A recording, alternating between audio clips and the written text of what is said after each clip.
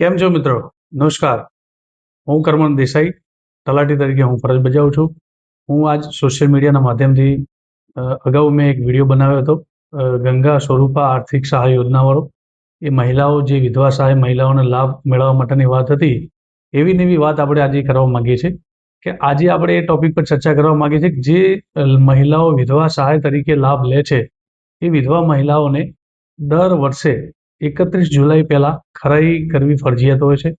તો આજે આપણે એવું કહેવા માંગીએ છીએ કે દરેક મહિલાઓને ક્યાંય કોઈ ઓફિસોમાં કે અન્ય કોઈ જગ્યાએ જવાની જરૂર નહીં રહે અને કોઈ તમારા મથકે જવાની જરૂર નહીં રહે.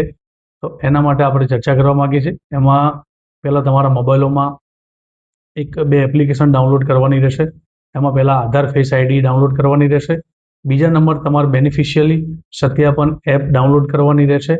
એમાં હવે તમારે એવું કરવાનું રહેશે, તમારું રજિસ્ટ્રેશન કરવાનું રહેશે. એમાં તમારો આધાર નંબર, તમારા આધાર નંબરની અંદર જે મોબાઈલ નંબર આપ્યો હોય એ મોબાઈલ નંબર, એના આધારે એક ઓટીપી આવશે.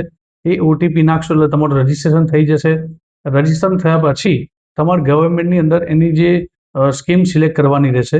એ સિલેક્ટ કર્યા બાદ આપણી જે સહાય જે છે, જે સહાય આપણે લઈએ છીએ એ સ્કીમની અંદર સિલેક્ટ કર્યા બાદ તમારે એક લાઈવ સેલ્ફી લેવાની રહેશે.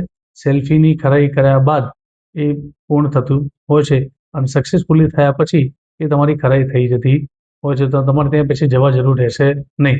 એમાં જરૂરિયાત ડોક્યુમેન્ટ એ રીતે રહેશે કે તમારું આધાર કાર્ડ, તમારો મોબાઈલ નંબર, જે આધારમાં લિંક હોય એ મોબાઈલ નંબર, અને એ બે વસ્તુ તમારે લઈને જોડે રાખવી પડતી હોય છે અને તમારી એનાથી લાભ થતો હોય છે. જય જય ગરવી ગુજરાત.